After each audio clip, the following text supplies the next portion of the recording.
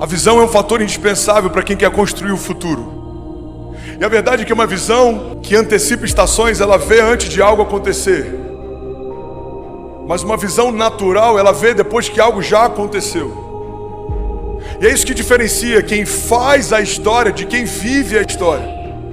Segundo alguns sociólogos, o mundo é dividido em dois blocos, sendo bem simplista. Um bloco é daqueles que fazem cultura e o outro bloco é daqueles que seguem cultura.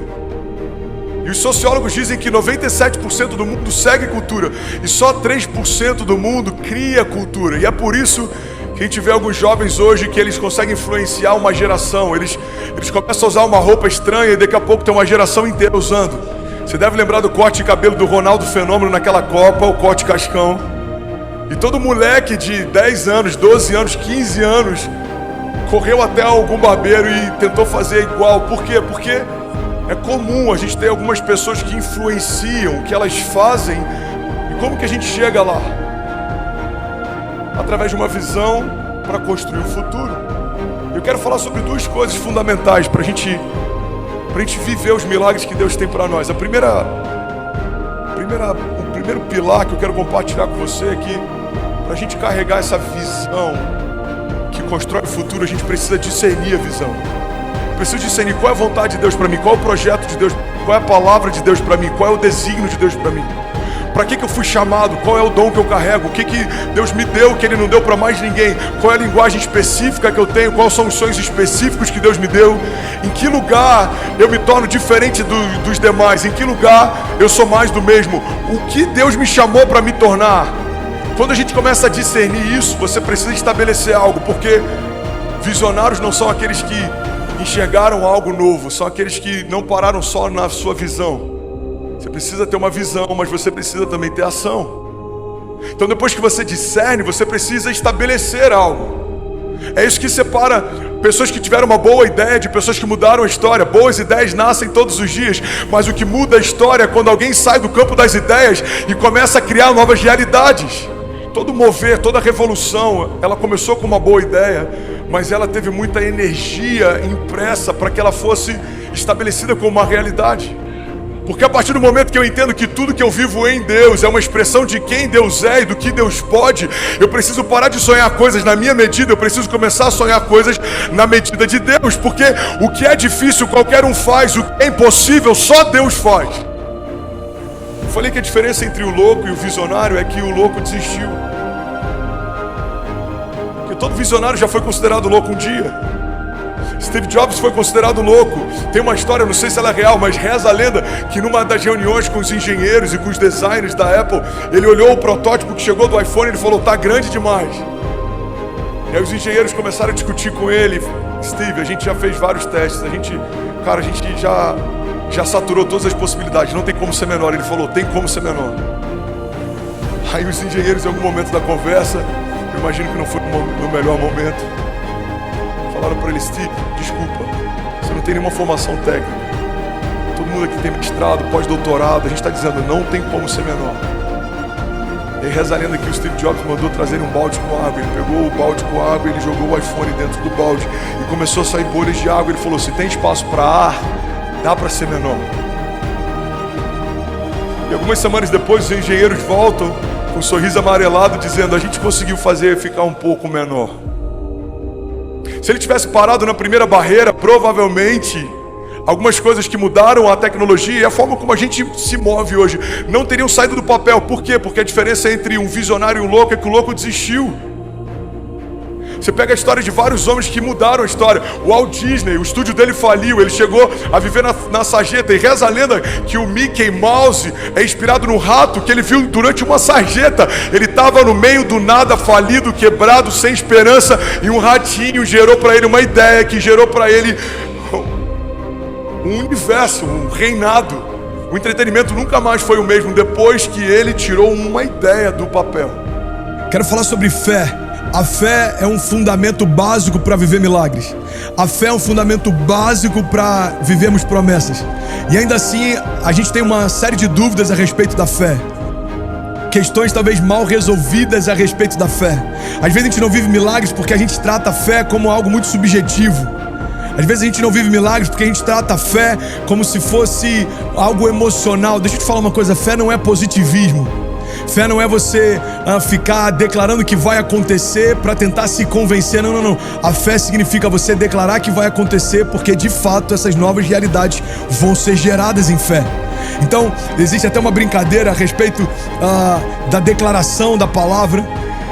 E diz que um homem uma vez ele pegou um boleto e ele ouviu num culto o pastor falar: bom, a fé significa você declarar. E ele começou a olhar para aquele boleto, ele começou a dizer: você não é um boleto, você não é um boleto, você não é um boleto. Deixa eu te falar, a fé não vai mudar a estrutura do problema, a fé vai estabelecer novas realidades sobre o problema. As dívidas continuam sendo dívidas, o câncer continua sendo câncer, o problema do divórcio continua sendo um problema sobre a tua casa, mas acima dessa realidade, agora a fé estabelece novas realidades. A fé não é a negação do problema, a fé é crer que Deus tem novas realidades acima desses problemas. Tem uma frase do Bill Johnson que tem tudo a ver com essa palavra. Ele diz o seguinte: a fé não é a negação do problema. A fé significa não dar para os problemas um lugar de governo na construção da nossa história. Ou seja, quando um diagnóstico médico vem, quando uma crise como essa que a gente está vivendo acontece, não significa que você vai se alienar com o que está acontecendo. Não, não, não, não. Você só não vai dar para os acontecimentos um papel de governo na construção da tua história. Irmão, eu não sei quais são os desafios que você tem enfrentado, quais são as impossibilidades que você precisa, eu não sei quais são os gigantes, eu não sei qual o nome que eles têm, eu não sei como eles têm te afrontado, mas uma coisa eu sei: a fé significa tratar as coisas que não são como se já fossem. Então, por mais que existam realidades agora tentando parar você, existem novas realidades em fé que vão impulsionar você. Então, quando eu trato aquilo que ainda não é como se já fosse, eu não estou abatido mais com o que está acontecendo hoje, porque eu sei aquilo que Deus já preparou para o meu amanhã. Para o tempo de Deus, o ontem, o hoje e o amanhã se tornam ao mesmo tempo, se chama agora. Eu não me movo por aquilo que eu sinto, mas eu me movo por aquilo que Deus fala. Eu não me movo por aquilo que eu acho, mas eu me movo por aquilo que Deus fala. Eu não me movo por aquilo que eu conheço, mas eu me movo por aquilo que Deus fala. Por quê? Porque aquilo que eu sinto é enganoso. A palavra de Deus diz que o coração do homem é enganoso. Aquilo que eu acho é limitado. Eu conheço alguma coisa dentro dos 32 anos de vida que eu tenho, mas Deus conhece todas as coisas muito antes de eu existir. Tudo é possível ao que crê. Então, quando a palavra de Deus está dizendo que tudo é possível ao que crê, Deus está colocando um limite. Sabe qual é esse limite? As fronteiras da nossa fé. Porque a gente pensa que se conhece, mas a vida deixa muito claro que tem coisas sobre nós que a gente não sabia. A gente tem algumas atitudes que são frutos de reações que a gente não planeja, mas aquilo revela aquilo que está aqui dentro. E Jesus sabe, Jesus conhece tudo, Jesus é especialista de uma forma que a gente não sabe explicar. É Deus, Ele olha para dentro da gente, sonda, conhece, sabe o que a gente vai falar antes de a palavra sair. Ou seja, a gente precisa muito de Jesus.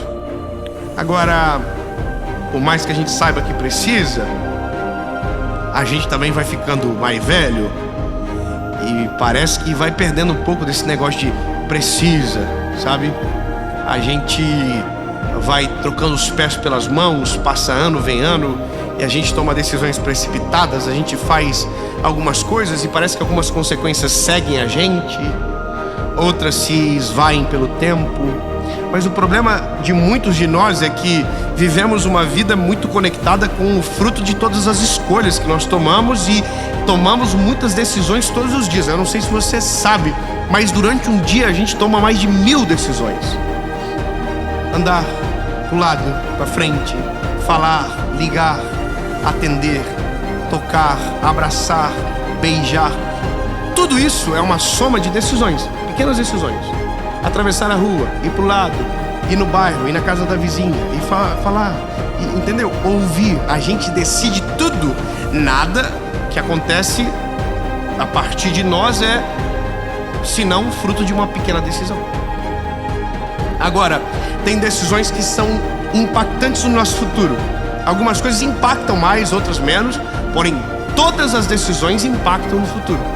É como se a nossa vida fosse um filme e que um pedacinho de cada enredo conecta com o final da história. Você já assistiu o filme que você está tentando procurar quem é o vilão e você encontra o vilão pelas facetas de pequenas decisões, pelo olhar no final da cena, pela forma que ele abraça? Ou seja, aquilo denota o fim dele. Na nossa vida também. A forma com que a gente trata as pessoas denota o nosso fim. A forma com que a gente ama denota o nosso fim. A forma com que a gente abraça. Porque são pequenas decisões que revelam quem somos e também aonde queremos chegar.